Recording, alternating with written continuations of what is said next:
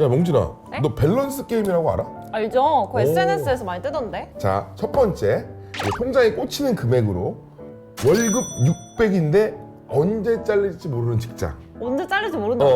그리고 오케이. 두 번째 B는 월급이 200인데 평생 가는 직장. 어떤 게 좋아? 전 답 나왔는데 선배님은요?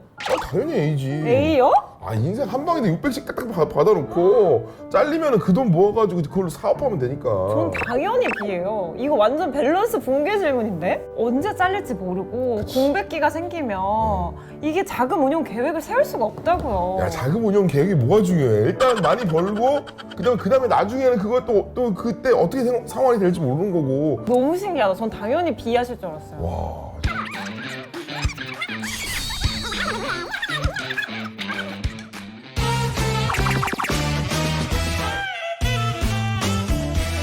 교수님 안녕하세요. 안녕하세요. 반갑습니다. 네, 먼저 자기소개 부탁드릴게요. 저 경희대학교 원자력공학과 정범진 교수라고 합니다. 교수님 뵙기 전에 저희가 밸런스 게임을 했어요. 맞아요. 월급이 적지만 평생 가는 직장. 그리고 하나는 월급이 정말 많지만 우리 불안정한 직장.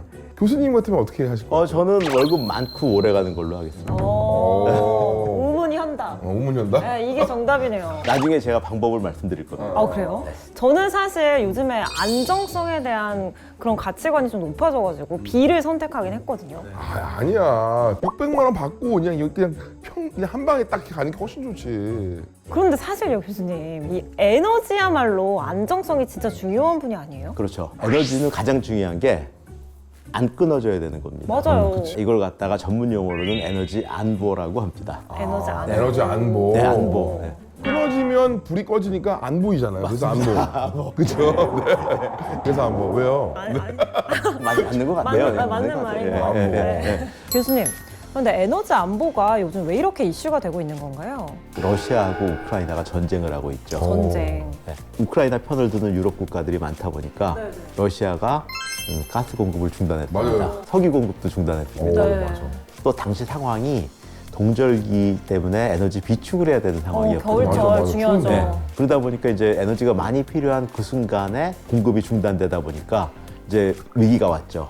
근데 이제 유럽 국가들은 확보를 못하는 것이 아니라 이제 가난한 나라에 갈 걸 갖다가 사들여 버리는 거죠. 그러네요. 돈이 많이 있- 드는 네. 그러니까 이제 그러네요. 유럽 국가에서 에너지 위기가 왔는데 거기 그냥 가격만 비싸지고 이제 뭐 파키스탄이나 이런 네. 나라가 정전을 겪게 되는 일이 생기죠. 아이고. 맞아. 교수님, 에너지 공급이 그런데 왜 이렇게 중요한 건가요? 전기가 끊어지는 걸 한번 상상해 보시면 끔찍해요. 컴퓨터 일하고 있다가 맞아요. 1초 동안 잠깐 전기가 나갔다가 난리 다시 들어오면 나죠. 다 날라가잖아요. 맞아요. 그래서 계속 저장하잖아요. 컴퓨터 꺼질까봐. 맞아요. 맞아요. 관공서에는 전자문서 시스템이니까 행정도 마비가 되고요. 네. 이제 요즘 전기화의 정도가 높아졌다 이런 표현을 쓰거든요. 그러다 보니까 에너지라는 게 끊어지면 사회적인 임팩트가 더 커진 겁니다. 이 에너지 안보가 정말 중요한 시대에 살고 있구나 이런 생각이 드는데, 그렇다면 우리나라는 에너지 안보 순위가 어느 정도 될까요? 맞아요. 에너지에 대해서 우리가 보통 세 가지 등수를 매겨요. 세 가지요? 네, 그거 얘기하기 전에 혹시 잘생긴 남자랑 부자랑 어느 쪽이랑 결혼하고 싶으신가요? 저는 두 마리 토끼 다 잡고 싶은데요.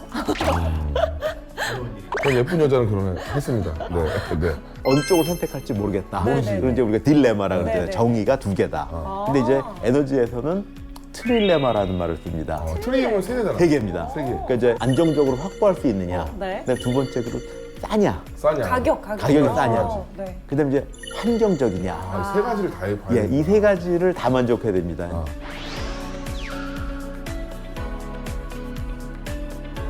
근데 이제 독일 같은 나라는 석탄이 나옵니다. 네. 자국산 에너지가 있기 때문에 독일은 안보 안보가 점수가 높겠네요. 높습니다. 높다. 그런데 이제 그 석탄을 태우다 보면 이산화탄소가 많이 나오고 하니까 환경 점수는 나쁩니다. 그러니까 이제 이 세 가지가 같이 가지가 어렵고 정말 트릴레마네요. 예, 어느 거 하나 좋으면 다른 건 나쁘고. 근데 원래 이 옛날에 환경은 별로 생각 안 했잖아요. 안 했죠. 왜냐면 저희 할아버지가 광부셨거든요. 정말요? 사북 쪽에서 광부를 하셨는데 그래서 그때 거기는 부자 동네였어요. 그렇죠.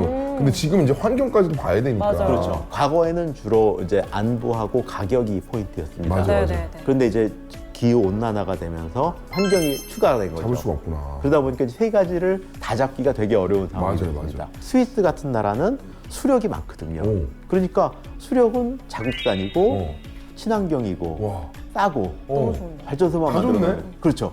근데 그런 경우는 그 나라가 축복을 받아야 맞아요. 되고요. 와. 우리나라는 어. 땅 좁고, 땅 좁고, 인구 많고, 많고, 산 많고, 산 많고, 에너지 많이 쓰고, 많이 쓰고. 예, 우리 열심히 일해야 됩니다. 그래서 이제 그 세 가지를 동시에 만족하는 에너지가 뭐냐?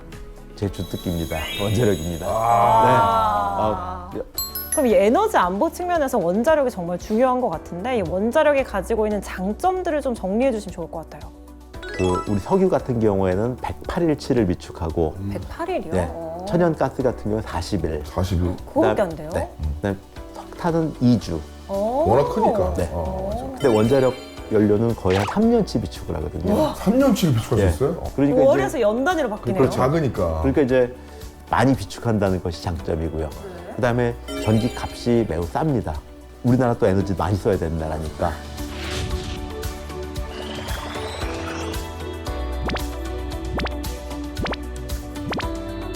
가장 큰 장점은 네. 고밀도라는 겁니다. 고밀도요. 네, 그러니까 뭐냐면 우리 땅이 좁잖아요. 그러니까 땅을 많이 필요로 하면 안 됩니다. 땅을 많이 필요로 하면 뭐 숲도 까야 되고 산도 까야 되잖아요. 근데 이제 땅 조금 쓰는데 에너지 많이 나오는 거. 그러니까 우리 농사랑 똑같습니다. 거기다 이제 추가로 된 게 이산화탄소를 배출하지 않는다. 아, 와. 환경에도 좋으니까. 네. 그러면요, 우리나라 단체나 기관에서 이 에너지 안보를 높이기 위해서 할 수 있는 일들이 있을까요? 일단 개인이나 기관이 할 수 있는 일은 절약이죠. 절약, 네. 에너지 절약. 그렇죠. 국가 차원에서 할 수 있는 것들은 뭐 절약도 유도하고 또 절약하는 사람들한테 보상을 주고 이런 것들도 있지만 수입에 덜 의존하는 에너지원에 더 투자를 하는 방식이 국가가 할 수 있는 일입니다. 석유나 석탄 이런 것들은 그 자원 의존적 에너지라고 부르고요. 원자력은 이제 자원은 조금 수입하고 공급은 많이 하기 때문에 기술 의존적 에너지라고 하거든요. 네. 그러니까 이제 국가 차원에서는 자원 있는 나라를 쳐들어가서 뺏어올 수는 없는 거니까 맞아, 맞아. 결국은 기술력을 높이는 방법밖에 없습니다. 네. 기술 집약적인 에너지를 잘 갈 수 있도록 지원해 주는 것들이 이제 국가가 할 수 있는 일들이고요.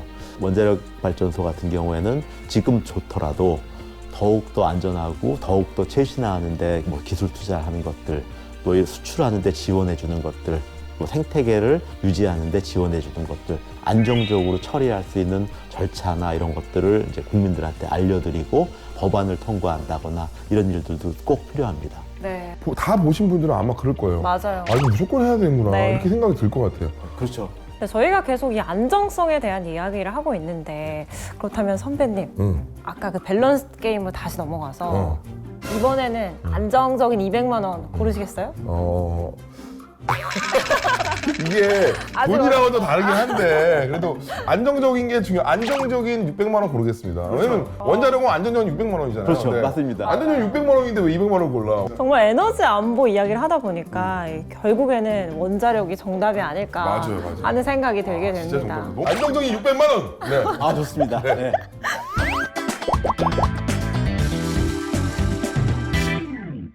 네, 알면이들 다음 시간에는 더욱더 유익한 소식으로 돌아오도록 하겠습니다. 교수님 함께 외치고 끝내볼게요.